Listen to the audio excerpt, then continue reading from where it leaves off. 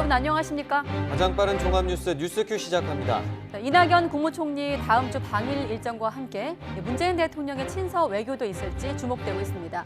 한일 간 입장이 여전히 평행선을 달리고 있는 가운데 이 총리가 조력자로서 터닝포인트를 만들지 잠시 뒤에 전문가와 함께 분석해 보도록 하겠습니다.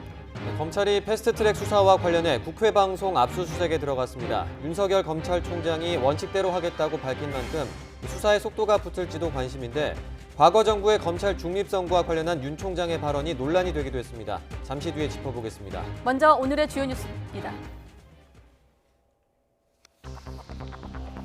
패스트트랙 충돌 사건을 수사하고 있는 검찰이 국회 방송을 압수수색했습니다. 지난 4월 갈등이 고조되던 당시 여야 의원총회와 규탄대회 영상 자료를 추가 확보한 것으로 알려졌습니다. 조국 전 장관의 부인 정경심 교수의 표창장 위조 혐의와 관련해 첫 재판이 열렸습니다. 검찰이 정 교수 등에 대한 신병 처리 수위를 결정하고 나면 본격적으로 법정 공방이 시작될 것으로 보입니다. 종합편성 채널 출범 당시 자본금을 편법으로 충당했다는 의혹이 제기된 MBN에 대해 검찰이 전격 압수수색에 나섰습니다. 방통위도 자체 조사를 벌여 면허 취소나 정지 등 행정처분 여부를 결정합니다. 한일 관계가 새 분기점을 맞고 있습니다. 이낙연 총리가 오는 24일 아베 총리를 만나 문 대통령의 메시지를 전달할 예정입니다. 이 총리는 문 대통령이 현안 해결에 의지를 갖고 있다고 밝혔습니다. 미국과 터키가 시리아에서 5일 동안 휴전하기로 합의했습니다. 군사작전이 완전히 중단되면 경제 제재를 해제하겠다고 한 트럼프 대통령은 이번 휴전이 수백만 명의 목숨을 구했다고 자평했습니다. 필리핀 해상에서 올해 20번째 태풍 너구리가 발생했지만 우리나라로 북상할 가능성은 희박합니다. 이번 주말 전국이 맑고 선선한 가을 날씨가 이어질 전망입니다.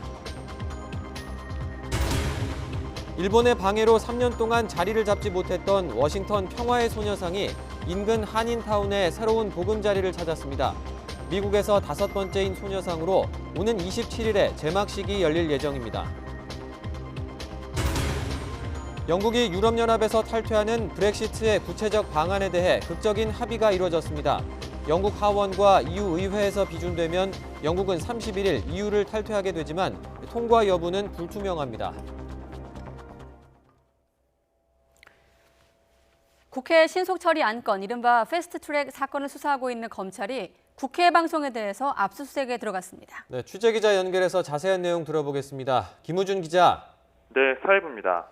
네, 압수수색이 오전부터 시작됐는데 아직도 진행되고 있습니까? 네, 서울 남부지방검찰청이 오전 10시쯤부터 시작한 국회 방송에 대한 압수수색은 6시간이 지난 현재도 아직 진행 중입니다. 국회 방송은 국회 본회의와 각 상임위의 의사 일정 등을 촬영해 24시간 방송하는 채널로 국회 주요 내부 상황을 대부분 촬영해 보관하고 있는 곳입니다. 검찰은 압수수색 실시 사실만 공개하고 구체적인 압수수색 대상에 대해서는 밝힐 수 없다고 설명했는데요. 패스트트랙 법안 상정을 놓고 갈등이 극에 달했던 4월 당시 여당과 야당의 의원총회와 규탄대회 등의 영상 자료를 확보하면서 당시 당 지도부 차원에서 폭행, 감금 관련 지시 등이 오갔는지를 중점적으로 들여다보는 것으로 알려졌습니다. 이와 관련해 국회 대변인실은 검찰이 해당 자료를 요청해왔지만 개별 정당 행사 자료이기 때문에 국회 차원에서 제출하기 어렵다고 거절한 사실이 있다고 설명했습니다. 문재인 대통령 취임 이후 처음으로 국정 지지도 40% 선이 붕괴된 여론조사 결과가 나왔습니다. 한국갤럽이 지난 15일부터 사흘 동안 전국의 성인 1000여 명을 대상으로 조사한 결과 문 대통령의 국정 지지도는 지난주보다 4%포인트 하락한 39%를 기록했습니다. 국정 수행에 대한 부정평가는 53%로 지난주보다 2%포인트가 올라 긍정평가와 격차가 14%포인트로 벌어졌습니다. 부정적 평가의 이유로는 경제 문제가 25%로 가장 많았고 인사 문제를 꼽은 사람은 조국 전 장관이 사퇴한 이후 11%포인트 줄어든 17%였습니다. 한국갤럽은 30대, 중도층, 호남 지역에서 국정 지지도 하락폭이 컸다면서 검찰 개혁을 기대했던 이들에게 조 전 장관 사퇴 소식이 허탈감을 안긴 것으로 보인다고 분석했습니다. 또 정당 지지율은 더불어민주당이 36%, 자유한국당 27%, 바른미래당 7%, 정의당 6%로 지난주와 큰 변동이 없습니다. 이번 조사의 표본 오차는 95% 신뢰 수준에서 플러스 마이너스 3.1%포인트고 자세한 내용은 한국갤럽 홈페이지나 중앙선거 여론조사심의위원회 홈페이지를 참고하면 됩니다. 국정 지지도 40%대가 처음으로 무너졌다는 여론조사 결과가 나온 데 대해 청와대는 일희일비하지 않고 결과로 보여줄 것이라고 강조했습니다. 청와대 관계자는 지지율 하락과 관련해 국정 운영에 대한 평가는 그 시기가 지나고 나서야 평가될 수 있다면서 지금은 할 수 있는 한 최선을 다하는 것이 이 자리에 있는 사람의 책무라고 말했습니다. 이 관계자는 최근 정국과 관련해 청와대 참모진에 대한 개편 움직임이 있느냐는 질문에는 자신이 아는 바로는 없다고 답했습니다. 네, 그리고 오늘 조국 전 장관의 부인 정경심 동양대 교수의 사문서 위조 혐의 첫 재판 절차가 15분 만에 종료가 됐습니다. 재판부는 검찰의 사건 기록 열람 등사 거부로 정 교수 측이 재판 준비를 하지 못했다고 지적을 했습니다. 검찰청에 나가 있는 취재기자 불러보겠습니다. 박기환 기자. 네, 서울중앙지검입니다. 네, 그러니까 오전에 열린 재판 15분 만에 종료됐다고요? 네, 그렇습니다. 딸의 동양대 표창장을 위조한 혐의로 재판에 넘겨진 정 교수의 1회 공판 준비 기일은 오전 11시쯤 시작해 15분 만에 끝났습니다. 공판 준비 기일은 공소 사실에 대한 피고인 입장을 확인하고 향후 입증 계획을 이야기하는 자리입니다. 피고인 출석 의무가 없어서 정 교수가 나오지는 않았습니다. 오늘 재판 절차에서는 예상대로 사건 기록 열람 복사를 두고 공방이 진행됐습니다. 앞서 검찰은 다른 혐의 수사가 진행되고 있고 증거인멸 등 수사에 방해가 될 수 있다며 사건 기록을 공개하지 않았는데요. 이에 변호인단은 방어권이 침해된다며 사건 기록 열람 복사를 허용해달라고 법원에 요청했습니다. 재판부는 오늘 법정에서 정 교수 측이 재판 준비를 하지 못하는 상황이라며 새로운 상황이 없는 이상 열람하라고 결정할 수밖에 없다고 밝혔습니다. 이에 검찰은 방어권 보장이 필요하다고 생각한다며 다음 기일에 열람 복사가 진행될 수 있도록 하겠다고 했습니다. 재판부도 우선 2주 안에 정 교수 측의 증거 목록을 공개하는 등 검찰의 조치 상황을 지켜본 뒤 판단하기로 했습니다. 다음 기일은 다음 달 15일 오전 11시에 진행됩니다. 오는 25일에는 사모펀드 의혹 핵심 인물인 조 전 장관의 오촌 조카 조범동 씨의 첫 재판이 시작될 예정입니다. 지금까지 서울중앙지검에서 YTN 박규환입니다. 네, 조국 전 장관의 동생 조모 씨를 방송사 가운데서는 처음으로 YTN이 단독 인터뷰했습니다. 병원에 입원 중인 조 씨는 최근에 척추 관련 시술을 받은 뒤에 운동학원 관련 의혹과 자신의 건강 상태 등에 관해 직접 해명을 했는데요.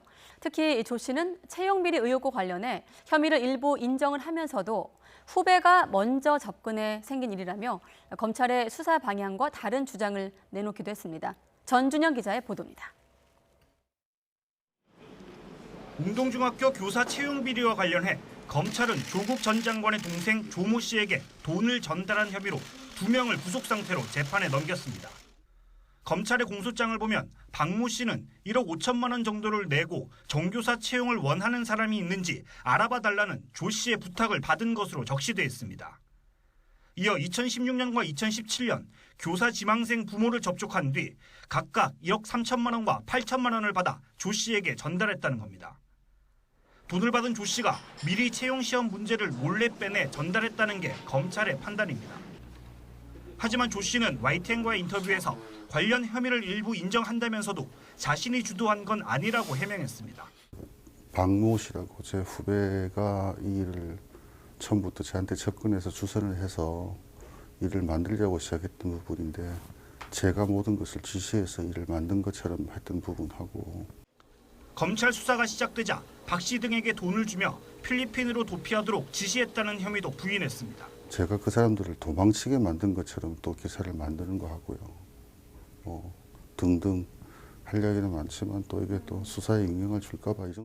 검찰은 조 씨가 운동학원 이사장인 모친 박모 씨 집에서 교사 채용 시험지를 빼낸 것으로 보고 박 씨의 연루 여부도 살펴보고 있습니다. 조 씨는 재판에 민감하게 작용할 수 있다며 시험지 유출 과정에 대한 답변은 거부했지만 채용 대가로 받은 금품이 박 씨에게 전달됐다는 의혹 등은 사실이 아니라며 강하게 부인했습니다. 검찰은 모친 박 씨에 대한 조사가 불가피하다고 보고 건강 상태를 고려해 소환 시기를 정할 방침입니다. 조 씨는 검찰의 추가 조사에 대비하면서 언론 등을 통해 자신의 혐의가 왜곡되거나 과장된 부분에 대해서는 적극적으로 반박할 뜻도 내비쳤습니다. YTN 전주정입니다. 한국과학기술연구원 키스트는 조국 전 장관의 딸에게 인턴 증명서를 허위로 만들어준 이광열 기술정책연구소장을 지난 16일 보직에서 해임했습니다. 키스트 측은 이 소장이 인턴 증명서 허위 발급으로 빚어진 사태에 대한 책임을 지고 사퇴하겠다는 뜻을 밝혔으며 이병헌 원장이 받아들였다고 전했습니다. 이 소장은 무보직 연구원 신분으로 근무하게 되고 진상조사 후 징계위원회에서 정식 징계가 있을 것으로 알려지고 있습니다. 키스트는 또 연구원 내 조형물에 새겨진 조국 전 장관 딸의 이름도 삭제하겠다고 밝혔습니다. 해당 조형물에는 키스트를 거쳐간 이들의 이름이 새겨지는데 조국 전 장관의 딸은 이틀간 인턴을 한 뒤에 이름이 새겨져 기준에 대한 논란이 있었습니다. 이에 대해 이병권 키스트 원장은 국회 과학기술정보방송통신위원회 종합감사에서 삭제 기준을 만들어 조형물에 이름이 올린 2만 6천 명을 전수조사한 뒤 문제가 있는 대상자 이름은 삭제할 계획이라고 밝혔습니다. 네, 조국 전 장관 다음 법무부 장관 자리엔 더불어민주당 전해철 의원이 오르내리고 있습니다. 전 의원은 확정된 것이 없다면서도 문재인 정부의 성공을 위해서 본인이 필요한 역할이 있다면 피하지 않겠다고 강조했는데 한번 들어보시죠. 당과 국회에서 역할을 해야 되고 또 필요한 일이 있다고 생각을 합니다. 다만 더 중요한 것은 문재인 정부 성공이고 또 문재인 정부 성공을 위해서 필요한 일을 해야 된다라는 이야기가 많이 있어서 고민 중에 또 고심 중에 있는 거고요. 아직 확정된 건 아무것도 없습니다. 네, 먼 남해상에서 올해 20번째 태풍 너구리가 발생했습니다. 하지만 우리나라에 별다른 영향이 없겠고 주말엔 대체로 맑고 선선한 가을 날씨가 이어질 전망입니다. 취재기자 연결해 날씨 알아보죠. 정혜윤 기자. 네, 정혜윤입니다. 네, 올해는 정말 태풍 소식이 잦았는데 20호 태풍 너구리가 발생했다고요? 네, 그렇습니다. 네, 오늘 새벽 3시에 20호 태풍 너구리가 필리핀 북동쪽 해상에서 발생했습니다. 네, 너구리는 우리나라가 제출한 태풍 이름이고 약한 소형급의 태풍입니다. 이 태풍은 다행히 우리나라로 북상할 가능성은 희박합니다. 네, 찬 공기가 한반도를 뒤덮고 있기 때문인데 계속 서쪽으로 이동한 뒤 다음 주 초반쯤 필리핀 부근에서 소멸할 것으로 보입니다. 태풍 영향은 아니지만 기압골의 영향으로 영동과 남부지방에는 내일 오전까지 가을비가 내리겠습니다. 하지만 주말 오후부터는 전국이 맑고 선선한 가을 날씨를 되찾을 전망입니다. 아침 기온이 빠르게 떨어지면서 전국의 산에서 단풍이 시작됐고 설악산과 오대산 등 강원 지역의 산은 단풍이 절정기에 접어들었습니다. 다만 주말 산행을 준비한다면 최대 15도에 달하는 심한 일교차에 대비해야 할 것으로 보입니다. 지금까지 YTN 정혜윤입니다. 어제 온통 윤석열 검찰총장의 입에 관심이 쏠렸던 대검찰청 국정감사. 인상적인 장면도 많았고 논란도 있었는데 몇 가지 정리했습니다. 먼저 이른바 정치 구단도 당황케 했던 윤 총장의 버럭 답변인데요. 보고 오시죠. 패스트트랙에 관계된 의원들은 경찰 수사에 응한 사람도 있지만 안 응한 사람이 더 많습니다. 또 검찰이 소환했을 때 소환에 응하지 않고 있습니다. 이러한 분들을 또 기소를 할 것이죠. 기소를 할 거냐 말 거냐 이런 저희들한테 질문하시면 저희가 그걸 어떻게 아니 왜 정경심 교수는 소환도 조사도 않고? 아니, 지금 의원님 지금 저 국정감사라는 공개적인 자리에서 어느 특정인을 무슨 이 좀 여론상으로 이렇게 보호하시는 듯한 그런 말씀을 자꾸 하시는데 어떻게 할 것인가? 지금 정경심 교수 얘기하고 왜 그런 결부가 되는지 잘 이해를 못하겠습니다. 나중에 보시면은 저희가 어떻게 처리했는지 어떻게 수사를 했는지 다 이제 뭐 조금 있으면 다 드러날 텐데 조금 기다려 주시죠.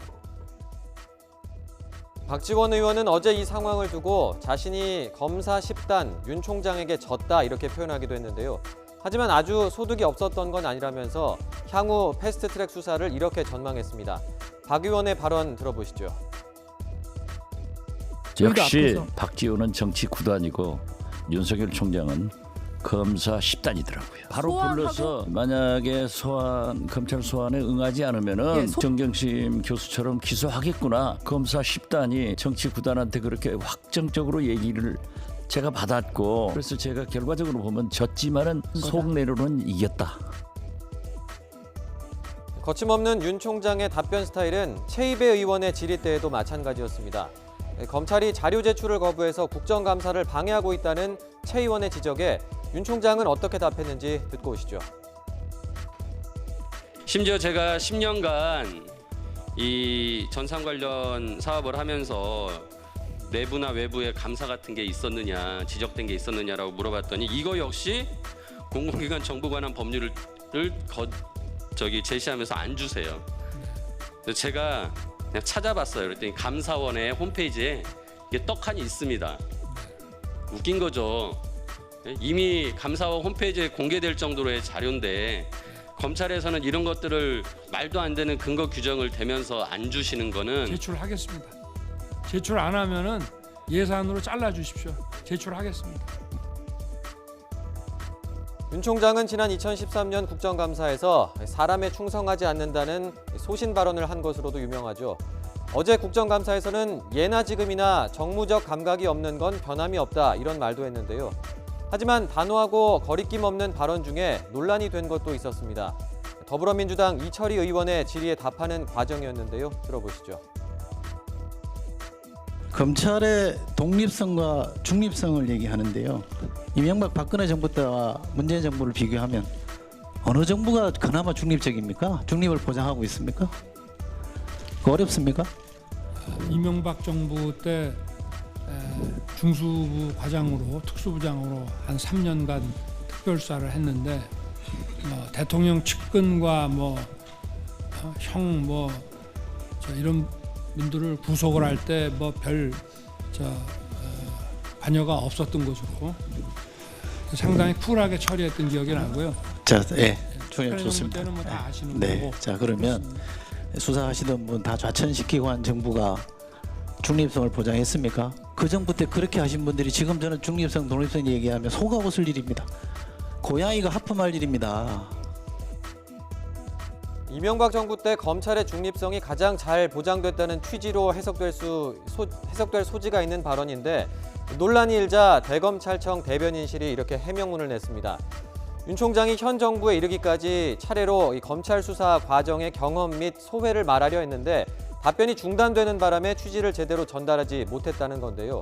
또 원래는 현 정부에서 구체적 사건에 개입이 이루어지지 않는다는 점을 설명하려 했다고도 덧붙였습니다. 이렇게 검찰 수사 중립성과 관련해 어제 국감장에서는 여당 의원들이 이 법제사법위원장인 여상규 의원에게 항의하는 일도 있었습니다. 패스트트랙 수사와 관련해서 외압으로 비칠 수 있는 발언을 한 것이 발단이었는데요. 직접 들어보시죠. 또 최이배 의원을 같은 법사위원이고 저는 법사위원장이기 때문에 설득하러 간 것뿐입니다. 예, 그런 사정들을 잘 아시고 수사를 임해달라라는 그런 말씀을 드립니다. 절대로 보정해달라는 게 말이 됩니까? 네? 위원들의 권위도 보장을 해주셔야죠. 왜 그렇게 여러분들이 단체로 나섭니까 도대체? 특히 표창원 의원 그리고 김종민 의원 경고합니다. 주의하세요. 뭐? 참내 정말 도대체 갑질을 못하겠네. 아이고 됐어요. 예. 이렇게 패스트트랙 수사로 설전이 오간 국정감사 다음 날 검찰은 국회 방송 압수수색에 나섰습니다. 패스트트랙 수사와 관련한 검찰의 첫 압수수색인데요. 당시 영상 자료를 추가 확보하기 위한 것으로 알려졌습니다. 지지부진했던 패스트트랙 수사도 속도가 붙을 거란 전망이 나오는데요. 좌고우면하지 않고 어떤 사건이든 원칙대로 처리하겠다는 윤 총장의 공언대로 수사가 이루어질지 지켜볼 일입니다.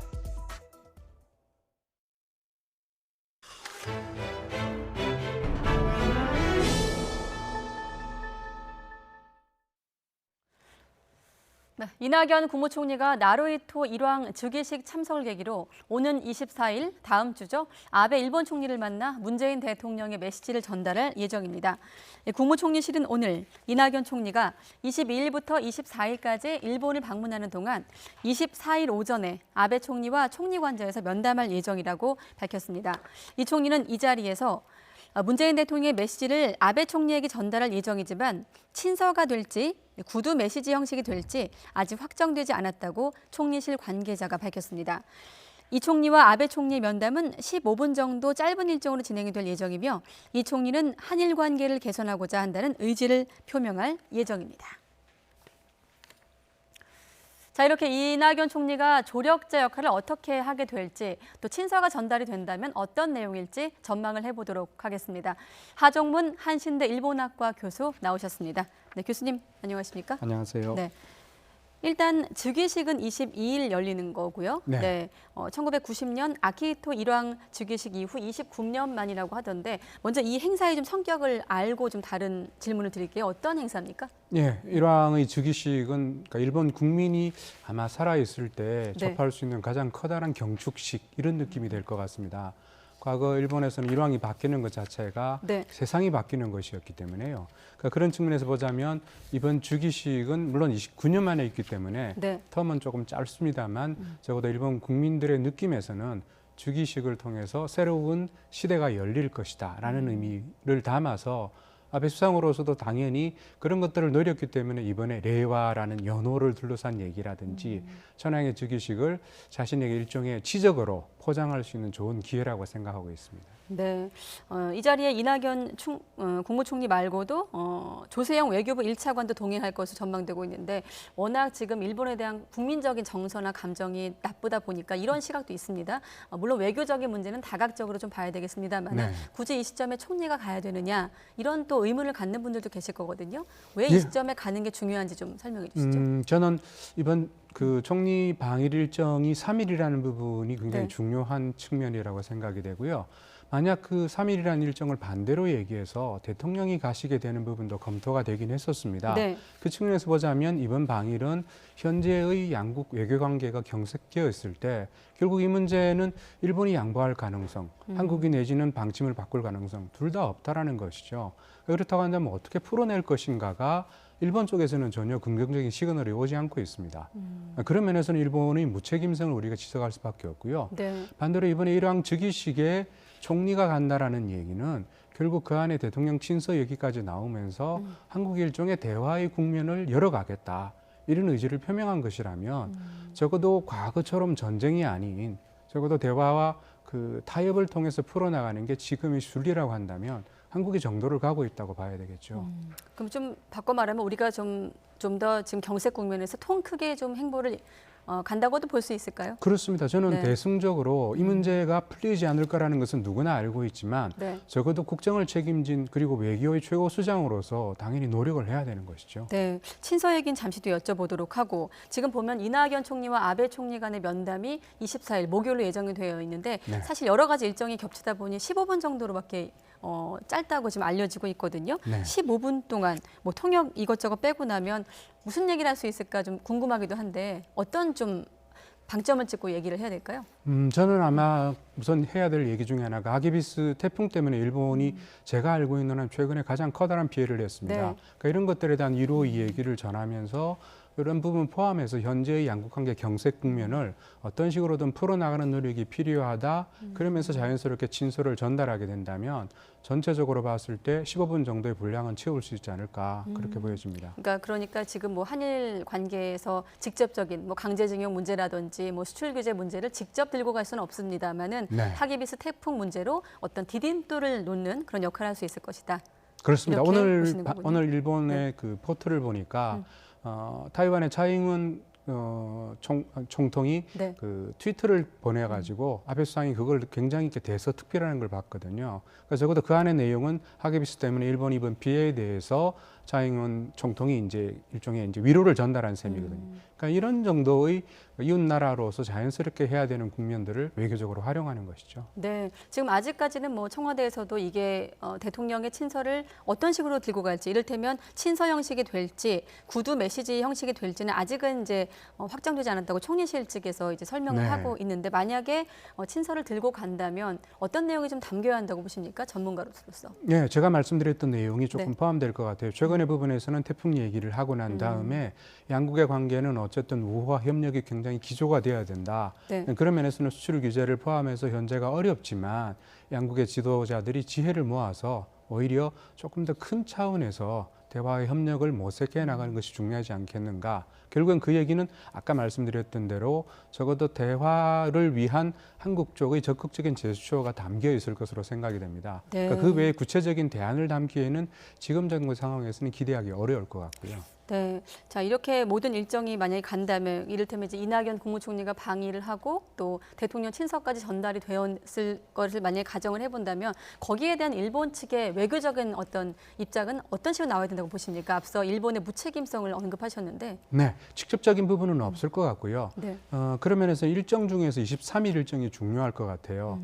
그러니까 연립 여당인 공명당 네. 그리고 가장 제1야당인 입헌민주당을 포함해서 주요 야당, 경제계 인사 이렇게 두루두루 만나거든요. 네. 그다음에 첫날에는 이수연 2001년에 네. 일본인 목숨을 구하면서 전철역에서 사실은 자신의 목숨을 던져서 의인이 된 그러니까 그분의 그 추모비를 참배하는 내용까지 포함한다면 전체적으로 이번에 총리의 방일은 어쨌든 대화와 협력을 위한 그 적극적인 제스처이고 23일에 그 정재계 지도자들을 만나면서 24일에 아베 수상과의 환담 이런 정도의 수순이라면 제가 볼 때는 충분히 우호적인 메시지는 담을 수 있다고 보여집니다. 네, 지금 보면 뭐 공명당 대표 얘기도 나오고 있고 입헌민주당 대표 얘기도 나오고 있는데 주로 지한파 인사들을 좀 만나게 되는 건가요? 일본 내에 있는? 그렇습니다. 그 측면도 사실은 있다고 보여지고요. 네. 지금 이번에 수출 규제로 사실은 어떻게 보면은 어려운 것들 중에 하나가 자민당을 포함해가지고 보수 우파의 목소리가 매스컴을 통해서 한국으로 전달되면서 한국 국민들의 감정을 격앙시키고 있거든요. 네. 상대적으로 공명당이라든지 범민주당의 목소리가 들리지 않는 상황이라면 오히려 총리가 가셔서 그분들의 목소리를 직접 들으면서 일본 내에는 우리와 협력을 할 수 있는 사람들이 있다. 이런 메시지는 공공외교의 측면에서도 굉장히 중요하다고 보여집니다. 그러니까 그런 것들이 이제 23일에 안배되어 있다는 것을 주목해야 되는 것이죠. 그렇군요. 23일 일정도 24일 못지않게 그렇습니다. 중요하다는 점 한번 다음 주 일정을 지켜보도록 하겠고요. 자, 지금 보면 또 일각에서는 이번에 11월 한일 정상회담을 이 총리가 아베 총리에게 제안할 수도 있다라는 얘기가 나오고 있거든요. 네. 아무래도 11월이 거론된다는 것은 지소미아 종료, 사실상의 종료 시점 때문에 그런 거겠죠? 예, 네. 그렇겠죠. 지금 지소미아의 종료라고 하는 부분은 어쨌든 양국 간의 그 안보상의 협력에서 그러니까 중요한 변화가 생기는 것이고 23일 이후에는 돌이킬 수 없는 상황으로 가는 것이니까요. 근데 이 부분은 제가 볼 때는 공식적으로 친서라든지 아니면은 어떤 식으로 언명할 것인가는 저는 약간은 좀 그 판단을 유보할 필요가 있다고 생각이 되는 게요. 네. 정상회담을 만약 한다고 하더라도 과연 어떤 성과를 낼 것인가가 굉장히 불투명합니다. 어차피 양국의 입장이 굉장히 대립되어 있고 네. 그 중간 접점이라는 것이 현재로서는 굉장히 부족하다고 생각이 된다면 저는 오히려 12월 달에 지금 예정이 되어 있는지 확실히 모르겠습니다만 8월 말에 베이징에서 한중일 외상회담이 있었습니다. 네. 그때 논의됐던 거는 한중일 정상회담에 관한 논의도 있었거든요.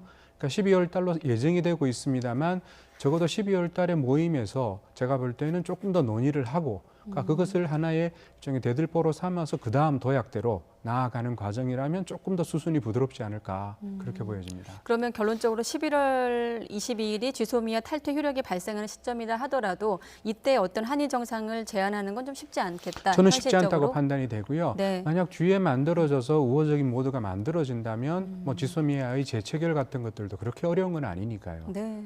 자, 이낙연 총리 또 교도통신 일본 언론과 인터뷰에서 일본이 수출 규제 강화를 먼저 철회하면 지소미아 복원을 재검토할 수 있다 이렇게 인터뷰를 하기도 했는데 어떻습니까? 지금 말씀하신 것처럼 현실적으로 어려운 대목들이 많은 시점이고 접점이 부족하다고 말씀하셨거든요. 네. 접점을 좀 찾기 위해서 지금 시점에서 이번 이낙연 총리의 방일 말고 어떤 또 지점이 있을까요? 그 부분들은 이제 점점 논의를 해나가야 될 때 네. 지금 이제 문제가 되는 부분은 양국이 책임이 있는 협상 테이블이 만들어지지 않고 있다. 이게 굉장히 우려스러운 것 같아요. 실무선을 말씀하시는 실무선인데요. 거죠? 예. 그러니까 지금 그 국장급 회의는 계속 이루어지고 있지만 그 안에는 거의 그냥 형식적인 느낌이거든요. 그러니까 구체적인 안을 놓고 절충을 한다기보다는 그러니까 어떤 면에서 보자면 대화의 모멘텀이 아직은 마련되지 않고 있다. 라고 한다면 총리의 방일이라든지 아니면은 이제 12월 달에 한중일 정상회담이라든지 이런 것들을 통해서 적어도 양국이 실무적인 협상을 할 수 있는 토대가 마련되고 그런 장이 구성이 된다면 저는 그게 아마 새로운 변화의 일부가 아닐까 싶어요. 네, 우리가 뭐 남북미 얘기를 할 때도 그렇고 한일 관계를 얘기할 때도 그렇고 지금 말씀하신 대로 실무 협상이 잘 안 될 때 톱다운 방식을 거론하기도 하지 않습니까? 그렇습니다. 지금 이낙연 총리의 방일 일정도 있고 또 친서도 있을지 모르는데 지금 시점에서 보면 실무 협상을 먼저 좀 뚫어야 한다고 보십니까? 아니면 톱다운 방식이 좀 먼저 해결된다고 보십니까? 그렇습니다. 지금 네. 그 양국의 지도자 특히 일본 쪽에서 나오고 있는 한국에 대한 평가라고 하는 것은 굉장히 박하거든요. 어떤 면에서는 혹독하다고 얘기할 정도의 얘기들만, 그러니까 원론적인 얘기들만 계속 나오고 있다는 것은 적어도 한국에 대한 신뢰를 일본이 하고 있지 않다. 반대도 마찬가지라고 생각이 됩니다. 즉 양국의 지도자가 직접 나서서 전체의 물꼬를 전환할 정도의 국면은 아직은 아니라고 한다면 톱다운 방식을 기대하기는 조금은 아직 이르지 않을까 싶어 보여집니다. 네, 그 일본 내에 한국에 대한 어떤 신뢰가 낮다는 부분은 뭐 정치 외교적인 대목인 것 같고 지금 일본 내에서 경제 분야에서는 지금 뭐 금융계에서는 한국 관광객이 격감을 해서 수출 회복 전망도 없다 이런 얘기도 나오고 그렇습니다. 또 유니클로 회장 같은 경우는 이대로 가면 뭐 망한다 이런 좀 거친 얘기도 나오고 있거든요. 네. 일본에서 바라보고 있는 어떤 경제적 타격은 어느 정도로 지금 평가하고 계세요? 예, 아까 말씀하신 대로 지금 그 이번에 나온 일본 은행의 보고서 같은 경우에도 네. 그러니까 지역입니다만 물론 오사카나 도쿄 같은 대도시는 아니에요. 그러니까 지역의 한국 그 LCC를 통해서 많이 갔던 관광 산업이 지역 경제에 타격을 주고 있다는 게 확인이 됐고요. 네. 적어도 일본은행의 공식 보고서이기 때문에 그 자체는 계속 정치권에서도 다뤄질 것으로 생각이 됩니다. 그러니까 이런 부분들이 점점 쌓이게 되면 결국 일본에서 단행한 수출 규제라고 하는 것이 과연 일본에 어떤 이득을 낳았는가 조금 더 냉철하게 판단할 수 있는 시기가 되게 되면 아베 수상으로서도 일본 경제를 위해서 선택을 한 것은 아니었지만 네. 경제의 침체는 양국의 결국에는 누구도 이득이 되지 않는다라고 한다면 조금 자기의 생각을 바꿀 수 있는 계기가 마련되겠죠. 그런 것들을 이제 이번 아까 말씀드린 대로 총리의 방위를 통해서 조금씩 불을 지펴나가는 작업이라고 보여집니다. 지금 보면 경제계에서도 이런 목소리가 나오지만 지자체에서도 그런 얘기가 좀 타격이 있다. 실제로 일본을 좀 많이 힘들게 하고 있다. 반일 감정이 한국인들의 반일 감정이 그런 얘기들이 나오고 있는데 이런 흐름 자체가 지금 아베 정권에 부담이 되고 있는 것도 사실입니까? 그렇습니다. 적지 않은 부담이 되고 있을 것 같고요. 근데 문제는 이제 과거 일본 정치가 지금보다는 조금 더 활발하게 이루어지는, 그러니까 정치가 활발하게 이루어지는 상황이었다면 야당에서 그런 문제를 추궁을 하면서 정책 전환을 유도할 수 있을 텐데 지금은 거의 아베의 그러니까 일방 독주 같은 상황들이 계속 이어지고 네. 있습니다. 그건 결국 정치권 자체가 활발한 논의가 이루어지지 않고 있다라면 정치의 일종의 이제 위상 추락이라고 본다면 그런 부분들 때문에라도 지역에서의 목소리가 중앙에 전달되지 않고 있다라고 볼 수 있는 것이죠. 그렇군요. 자, 일왕 즉위식을 나흘 앞둔 오늘 오후 마침 대통령이 취임 이후 처음으로 주한 외교관을 청와대로 초청을 하기도 했습니다. 이 자리에 이제 주일 대사도 참석을 하는데 네. 어떤 좀 별도의 메시지가 있을까요?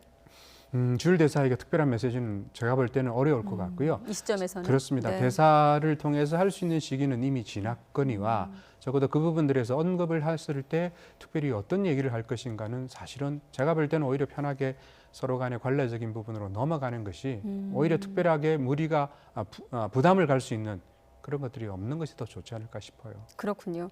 자, 이런 와중에도 일본 정부는 아무튼 우경화 행보도 계속 이어가고 있습니다. 뭐 침략 전쟁을 미화한다거나 이런 식의 행보를 이어가고 있는데 아베 총리 같은 경우는 야스쿠니 신사 측의 예대제라고 하더라고요. 그렇습니다. 첫날 공무를 또 이전처럼 복납을 했고 강요들은 야스쿠니 신사를 참배를 했습니다. 우경화 행보를 사실 우리뿐만 아니라 주변국들이 계속 반발을 하고 있는 분위기 속에서도 이렇게 이어가고 있는 어떤 배경은 어디에 있다고 보십니까? 예, 지금 오늘 같은 경우에도 총무상 다카이지 산하에는 2년 3개월인가요? 그러니까 이전 내각에서 한번 그 그 참배한 적이 있는 우리가 말하는 강성 정치인입니다. 네. 근데 어제 갔던 그 에토 세이치라는 사람을 주목해야 되는데 이 사람이 전형적으로 아베 수상과 이른바 일본 회의라고 하는 그 최대의 우파 단체를 연결하는 파이프 역할을 하고 있습니다. 네. 그런 면에서 보자면 지금 에토 세이치, 타카이치 사나이의 두 강요의 참배가 가지고 있는 것은 결국 헌법 개정을 포함해서 지금 현재의 우경화 드라이브가 앞으로도 더 강화될 것이다. 저는 이런 사인이라고 보여지거든요. 네. 당연히 이런 문제와 한국에 대해서 조금 더 유화적인 태도로 갈 수 있는가라는 부분들은 좀 정반대의 방향이라고 보여집니다.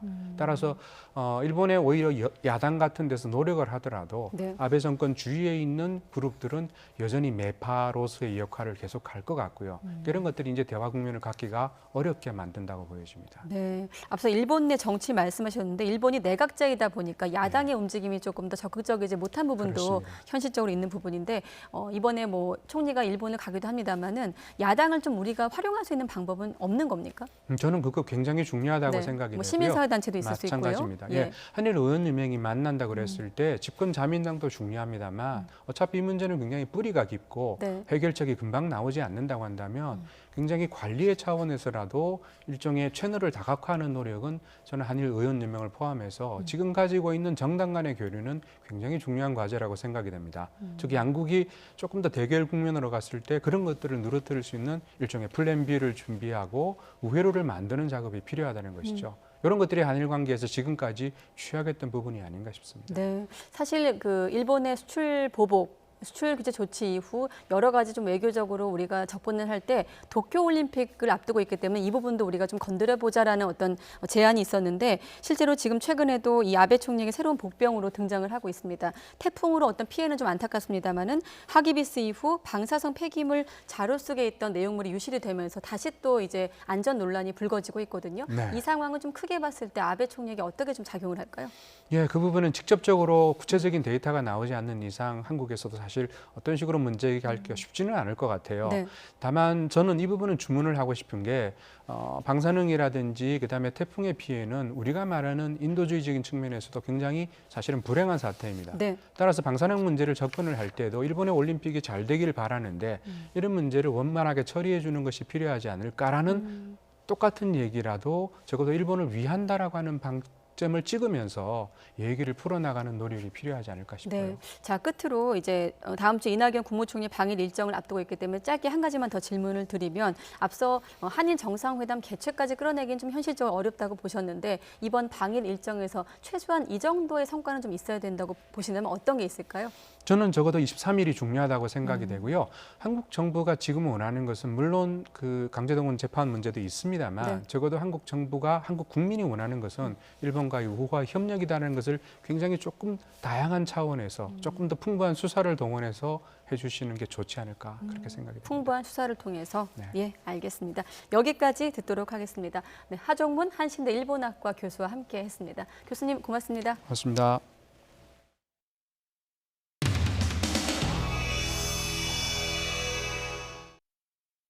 지금 패스트트랙 수사와 관련해서 세 가지 크게 있지 않습니까? 정당 행위나 정당 방위를 주장할 수 있는 사안이 아니에요. 이건 법률가라면 누구나 다 아는 사실 아닙니까, 총장님? 너무나 당연한 얘기이기 때문에 웃으시는 거 보니까 의원님께서 동의하시는 것 같아요.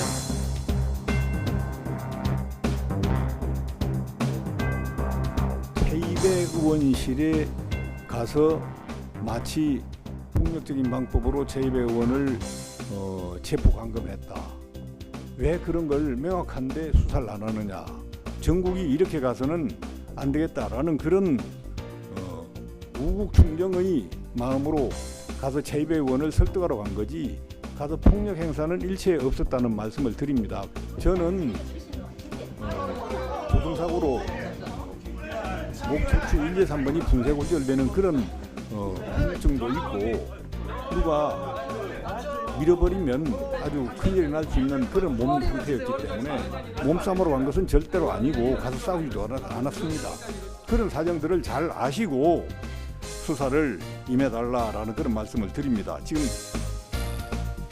우리 한국당 의원님들께서 소환에 응하지를 않으신다고 해서 응하지는 않으시더라도 또 당시의 상황 이런 것들에 대해서 좀 의견서나 진술서 같이 좀 상세하게 당시에 그 현장에 계셨던 의원님들과 또 보좌관이나 이런 당직자분들께서 좀 내주시면은 사건을 좀 진상을 전체적으로 파악을 하고 공정하게 처리하는데 도움이 좀 될 것 같습니다. 예, 총장님 말씀 잘 하셨습니다. 지금 글 안에도 그런 준비를 하고 있고요. 됐어요. 아이, 예. 경고합니다. 주의하세요. 뭐? 참네 정말. 거기에 자유한국당 의원님들이 팩스로 출력되는 법안을 받아서 찍고 하는 게 전 국민들에게 영상으로 나간 것이 사실이잖아요. 그거를 지적을 한 것인데 자꾸 그 공문서 손괴를 정확하게 알고 질의를 해주시기 바랍니다. 분명히 영상에는 어떻게 나오냐, 파손하지 않고 뺏으려고 그러다가 못 뺏은 겁니다. 지난번에도 한번 그 얘기를 했는데 그 영상 정확합니다. 안 가져간다고. 팩스 원천 무효다. 그래서 이 총장님께서는 공수처를 설치해야 하는 가장 큰 이유가 뭐라고 보십니까? 제 개인적인 말씀을 조금 드려도 되겠습니까? 네. 뭐 공수처만이 아니라 뭐 금융수사청이라든지 마약수사청이라든지 이렇게 해서 좀 검찰도 권한을 좀 분산하고 그렇게 해서 서로 견제를 할 수 있는 또 전문화된 이런 좀 다양한 그 형사 법집행 기관들이 좀 있었으면 하는 바람이고요. 공수처도 막 그런 차원에서 결국 이렇게 되면 공직 비리를 여러 군데에서 하면서 서로 또 더 많은 수사를 할 수 있지 않겠냐. 그럼으로써 부패가 더 단속이 되지 않겠나. 그런 생각을 하고 있습니다. 네, 아주 굉장히 좋은 생각이시고요. 아주 그림도 좀 잘 그리시는 것 같아서 꼭 그 관철을 좀 시켜주시기 바랍니다.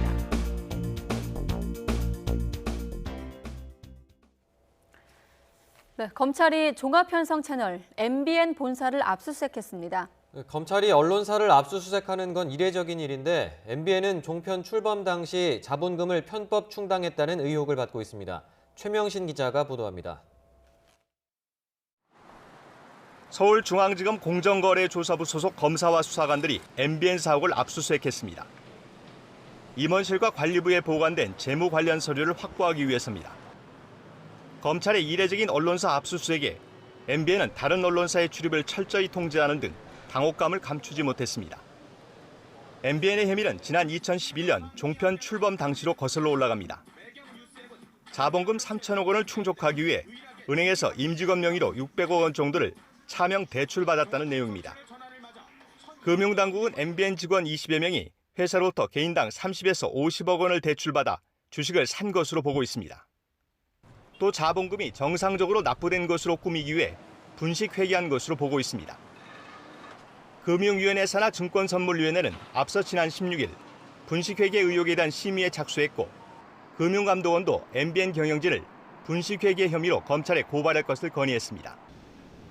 종편 재승인 업무를 맡는 방송통신위원회도 MBN의 주주 명부와 지급보증 내역 등의 자료 제출을 요구한 상황입니다. 방통위는 위반 사항이 드러날 경우 법령에 따라 엄중히 처리한다는 계획입니다. MBN은 관련 의혹이 사실 무근이라며 전면 부인하고 있지만 최고 면허 취소나 일정 기간 영업정지 처분도 내려줄 수 있어 파장을 예의주시하고 있습니다. YTN 최명신입니다. 그룹 JYJ 소속 가수와 뮤지컬 배우로 활동하고 있는 김준수 씨 측이 제주 토스카나 호텔 매각 과정에서 수백억 원 규모의 사기를 당했다고 고소해 경찰이 수사에 나섰습니다. 서울중부경찰서 관계자는 지난 15일 김 씨 아버지와 피고소인 정모 씨를 불러 조사를 벌였다고 밝혔습니다. 김 씨 측은 지난 2017년 1월 제주도 서귀포시에 있는 토스카나 호텔을 매각하는 과정에서 매각 대금 240억 원을 포함해 모두 300억 원가량의 사기 피해를 봤다고 주장하고 있는 것으로 알려졌습니다. 이에 대해 정 씨 측은 자신이 계약 당사자가 아니며 고소 자체에도 문제가 있다며 혐의를 부인하고 있는 것으로 전해졌습니다. 밤늦은 시간 귀가하는 여성을 쫓아가 건물 안에서 성폭행을 시도한 혐의로 현직 경찰이 구속이 돼 재판에 넘겨졌습니다. 서울 동부지검은 성폭력 특례법상 주거침입 강간미수 혐의로 서울지방경찰청 기동단 소속 30대 A경사를 재판에 넘겼다고 밝혔습니다. A경사는 지난달 10일 자정쯤 서울 광진구 한 공동주택으로 귀가하던 20대 여성을 복도까지 따라가 팔을 잡고 끌고 가려 한 혐의를 받고 있습니다. 경찰과 검찰 조사에서 A 경사는 당시에 만취 상태였고 성폭행 의사는 없었다는 등 혐의를 부인한 것으로 전해지고 있습니다. 과학기술정보통신부가 연구 성과를 허위 제출한 교수에게 면죄부를 줬다는 YTN 보도와 관련해 연구 성과 평가를 다시 하기로 했습니다. 과기정통부 관계자는 과기부 감사관실이 직권으로 처분을 취소한 연구 성과 허위 서류 제출 2건과 관련해 한국연구재단의 성과 허위 여부를 검증하고 재평가할 것을 요구했다고 밝혔습니다. 앞서 YTN은 각각 25억 원씩 50억 원의 정부 예산이 투입된 2건의 과제가 엉뚱한 내용으로 성과를 인정받아 과기부 감사에서 적발됐지만 이의 신청 후 석연치 않은 이유로 직권으로 처분이 취소돼 논란이 됐다고 보도했습니다. 네, 연예인 설리 씨의 죽음으로 이른바 손가락 살인으로까지 불리는 인터넷 악성 댓글, 악플의 심각성이 새삼 부각되고 있습니다. 네, 인터넷 실명제를 다시 도입하고 악플을 유발하는 기자의 자격 정지를 요구하는 청와대 청원까지 올라왔는데요. 가능한 얘기인지 한동호 기자와 짚어보겠습니다. 안녕하십니까? 안녕하세요. 네, 참 안타까운 희생이 있었는데도 불구하고 여전히 관련 기사에 악성 댓글, 악플이 달리고 있다고 들었습니다. 자, 기억 못하시는 분들도 계실 것 같은데 몇 년 전만 해도 우리나라에서 인터넷 실명제가 있었어요. 네, 그렇습니다. 좀 네. 가물가물하신 분들도 아직 많으실 텐데. 가물가물합니다. 예. 네, 그렇죠. 저희가 2007년에 인터넷 실명제가 도입이 됐었습니다. 하루 30만 명이 넘는 사이트의 경우에는 운영자가 게시판 이용자 본인의 확인을 했어야 되는데요. 2년 뒤에는 하루 10만 명 이상의 사이트까지 확대가 됐습니다. 이 악의적 댓글과 허위사실 유포를 막겠다는 취지였는데요. 하지만 동시에 사회적으로 큰 논란이 일었습니다. 그래서 결국 헌법재판소에서 만장일치로 위헌 결정을 했고요. 폐지가 됐습니다. 당시의 결정 들어보겠습니다. 인터넷 이용자에게 본인 확인을 강제하는 것은 익명으로 표현할 자유를 지나치게 제한하는 것이어서 위헌이라는 것입니다.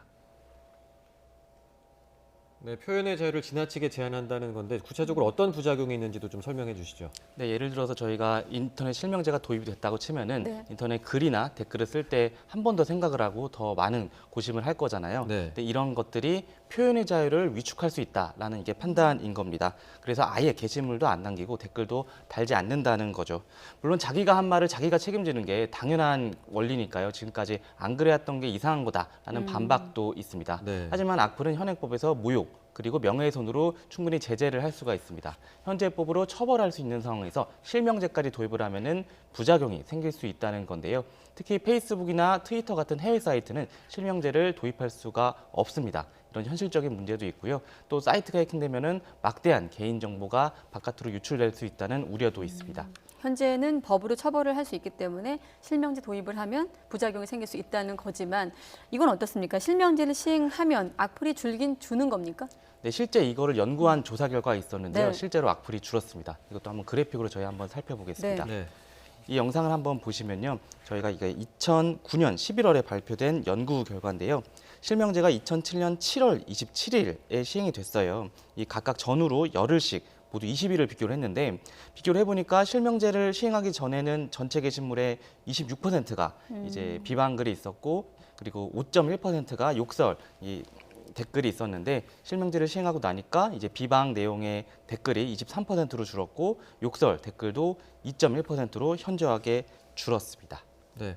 그러니까 지금이라도 이제 실명제를 시행을 하면 저렇게 악플이 좀 감소할 여지가 있다는 건데 어떻습니까? 네, 그렇죠. 과거의 사례를 보면은 확실히 이렇게 실명제를 시행하고 난 후에 악플이 줄어든다는 연구 결과가 있으니까요. 지금 시행을 해도 악플이 줄어들 수 있다는 그 추측은 가능을 합니다. 하지만 이 장점도 있지만은 이 다른 여러 가지 단점도 이게 제기가 되고 있으니까요. 이런 거에 대한 좀 공론화가 좀 필요한 상황이고요. 앞서 이 연구를 했을 때 이 네. 게시물의 양도 비교를 했었어요. 근데 인터넷 실명제를 시행을 하고 나니까 이 게시글의 양이 70%가 급감을 했고요. 댓글 수는 절반으로 떨어졌습니다. 그러니까 헌법재판소 판단처럼 실명제라는 부담 때문에 자기 검열을 한 것으로 좀 추정되는 대목인데요. 이것도 전문가의 말 들어보겠습니다. 타인의 권리인 법익을 침해하지 않는다면은 가능한 넓게 말할 수 있는 권리를 보장하는 것은 현대 헌법에 있어서의 주요 내용이라고 볼 수가 있겠습니다. 아무래도 시대 상황이 많이 변하고 또 많은 국민들이 요구를 한다면 과거 현재의 판단을 뒤집고 과거 헌재의 판단을 뒤집고 실명제를 도입할 수도 있어 보이는데 실제로도 그런 움직임이 있죠. 네, 그렇습니다. 네. 그 2년 전에 그 장제원 의원이 이 인터넷 실명제 내용이 담긴 네. 그 정보통신망법 개정안을 이렇게 제출을 했었습니다. 발의를 했었는데요. 사실상 이거는 그 관련 기관의 이견이 있었고 국회의원들 간에도 이게 의견이 좀 합의가 안 돼갖고 사실상 통과되지 못했습니다. 네. 하지만 지금이라도 좀 많은 사람이 원하면은 언제라도 국회에서 다시 논의할 수가 있는 부분이고요. 또 이 악플 감소라는 장점만큼이나 또 표현의 자유 위축 그리고 또 외국 사이트와의 형평성 등 부작용도 있어갖고 다시 실명제를 현실에서 좀 시행을 하려면은 좀 넘어야 될 산이 많습니다. 네. 악플 자체도 문제지만 이렇게 악플을 달게끔 또 유도를 하는 그런 기사를 쓰는 기자도 문제가 있다 이런 비판이 나오고 있는데 기자 자격을 정지시키자는 뭐 청원이 올라왔다 근데 이게 실현이 가능한 겁니까? 네, 실현은 불가능합니다. 사실 뭐 저희가 뭐 변호사 같은 경우에는 대한변호사협회가 현행법에 따라서 이 변호사의 자격을 좀 부여를 하고 있는데 네. 사실 기자는 그런 자격 단체가 없습니다. 네. 그러니까 한국기자협회가 있긴 하지만은 이 기자의 자격을 이렇게 부여하는 권한이 법적으로 있는 게 아니기 때문인데요. 그래서 이렇게 악플을 유발하는 보도는 이게 시민들이 하나하나씩 봐서 이게 어떤 게 팩트가 아니다. 그리고 어떤 게 좀 선정적이다. 이렇게 좀 많이 이렇게 지적을 해야 되고요. 특히 또 팩트가 틀린 기사의 경우에는 저희 언론정주회위원회가 있고 또 형사, 민사소송으로 책임을 꼭 물어야겠고요. 특히 또 공론장에서 이 해당 기사와 기자 그리고 언론사에 시민들이 좀 끊임없이 비판의 목소리를 내야 할 것 같습니다. 네, 알겠습니다. 알겠습니다. 지금까지 한동호 기자와 함께 이야기 나눠봤습니다. 오늘 말씀 고맙습니다. 네, 수고했습니다.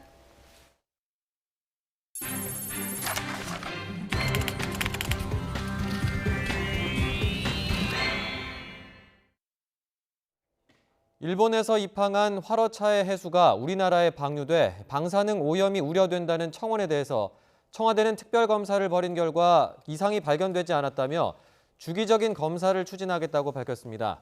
박영범 청와대 농해수 비서관은 지난 7월과 9월 입항한 활어차 60대 가운데 해역대가 구분되는 활어차 11대의 바닷물을 분석한 결과 우리나라 바닷물과 큰 차이가 없는 것으로 측정됐다며 이같이 말했습니다. 이와 함께 일본에서 입항하는 선박의 평형수에 대해서도 긴급 조사를 하고 있다며 완료되는 대로 결과를 공개하겠다고 덧붙였습니다. 워싱턴 평화의 소녀상이 3년 가까이 안식처를 찾지 못하다가 인근 지역에 보금자리를 마련하게 됐습니다.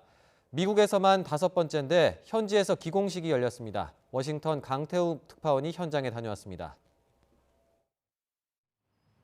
지난 2016년 11월 한국에서 제작돼 미국의 심장부인 워싱턴에 도착한 평화의 소녀상.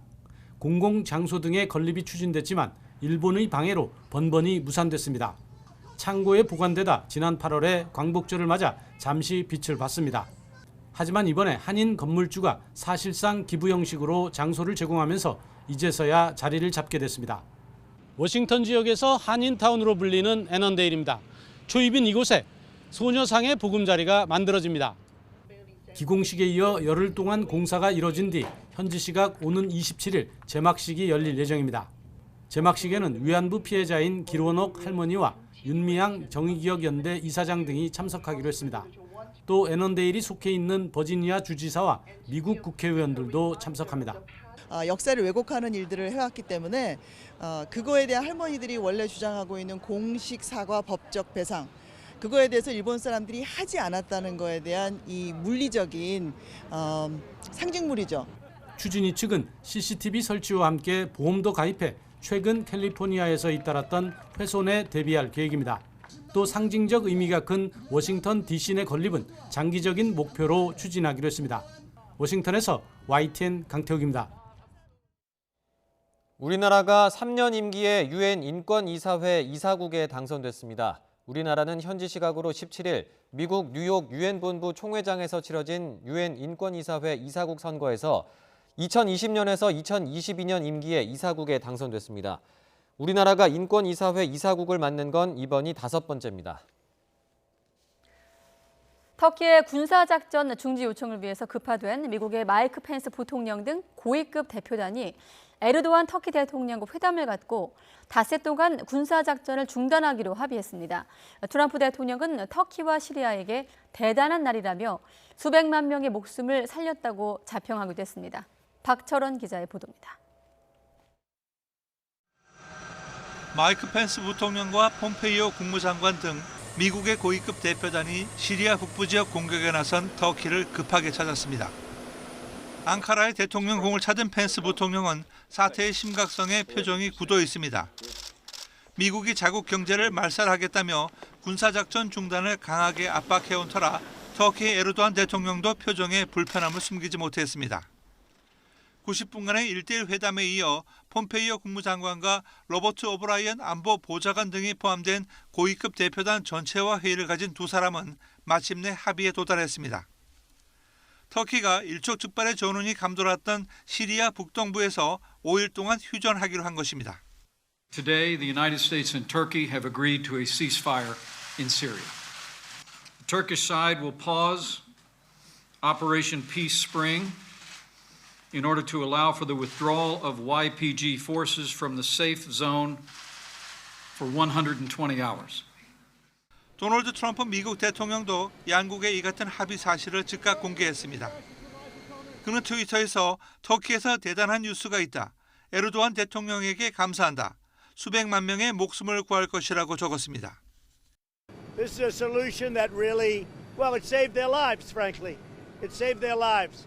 So we've done a great thing for our partner. If we didn't go this unconventional tough love approach, you could have never gotten it done. 이번 합의가 실행되면 미국은 추가 제재를 가하지 않고 또 군사작전이 완전히 중단되면 현재 이루어지고 있는 경제 제재도 해제하는 데 트럼프 대통령이 동의한 것으로 전해졌습니다. 터키 에르도안 대통령이 오는 22일 러시아 소치에서 푸틴 대통령과 회담할 예정인 가운데 이번 합의가 사태의 완전한 타겟책으로 이어질지 주목됩니다. YTN 박철원입니다. 네, 트럼프 대통령 자화자찬하며 여유로운 모습이지만 미국 내 입지는 점점 더 흔들리고 있습니다. 탄핵 조사의 핵심으로 꼽히는 우크라이나 스캔들과 관련해 혐의를 인정하는 발언이 최측근 입에서 나온 겁니다. 계속해서 이종수 기자의 보도입니다.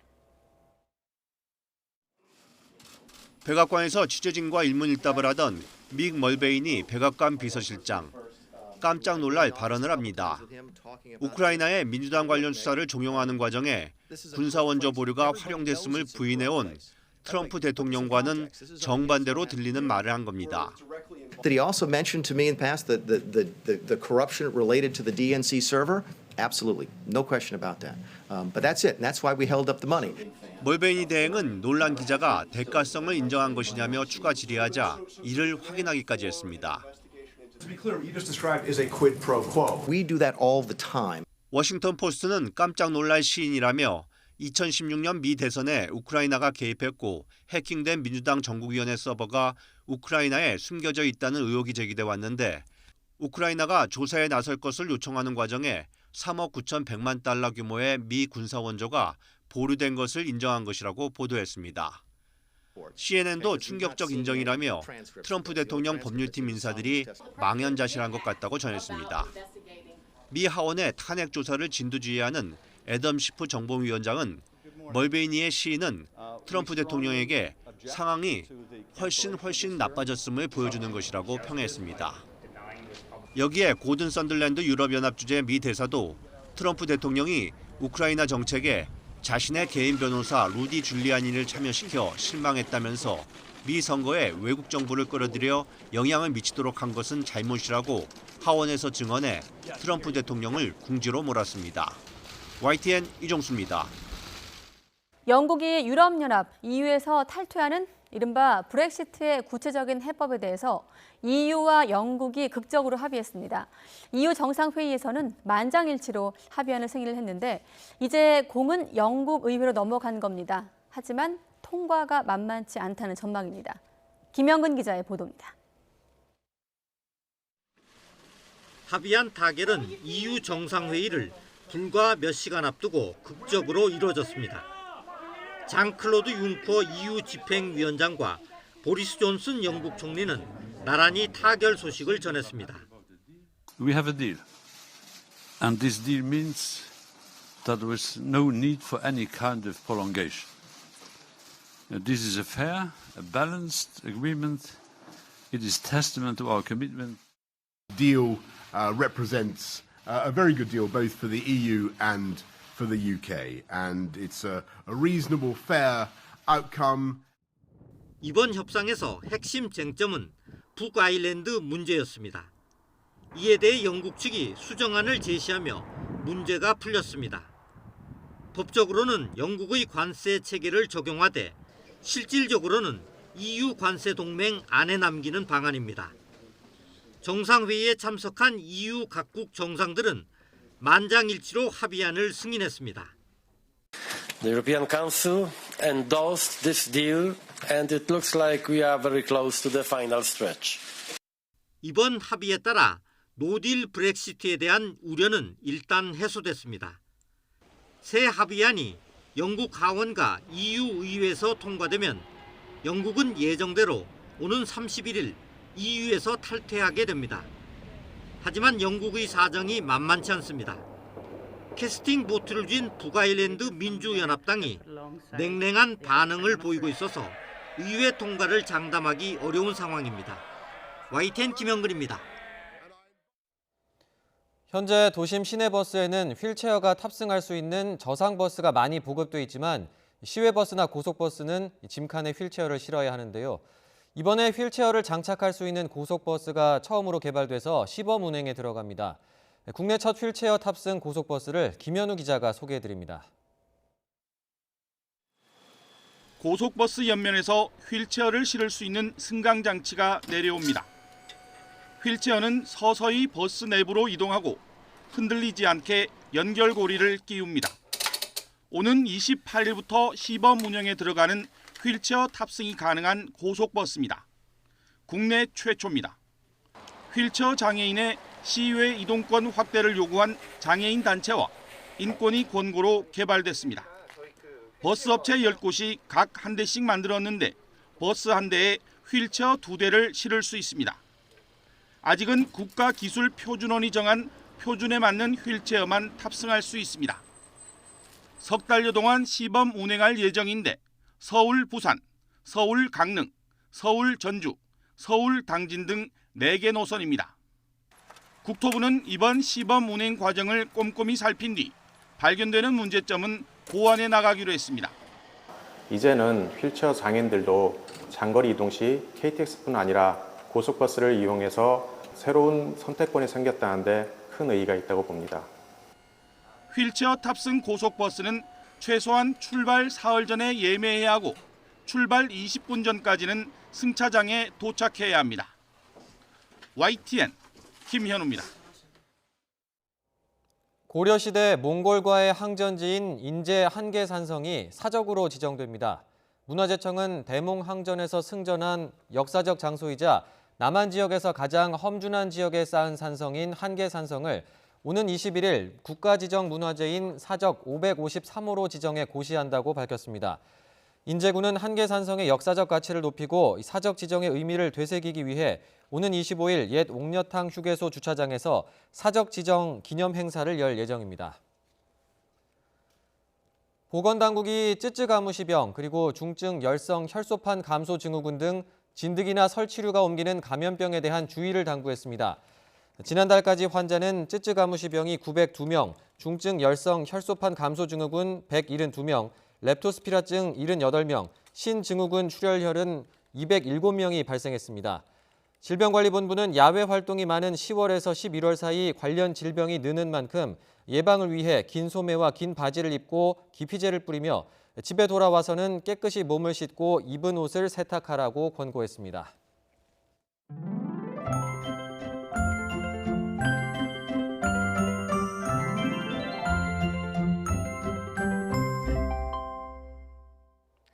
네, 오늘 하늘이 다소 흐린 편이지만 서울 등 수도권 지역은 활동하기 좋은 가을 날씨를 보이고 있습니다.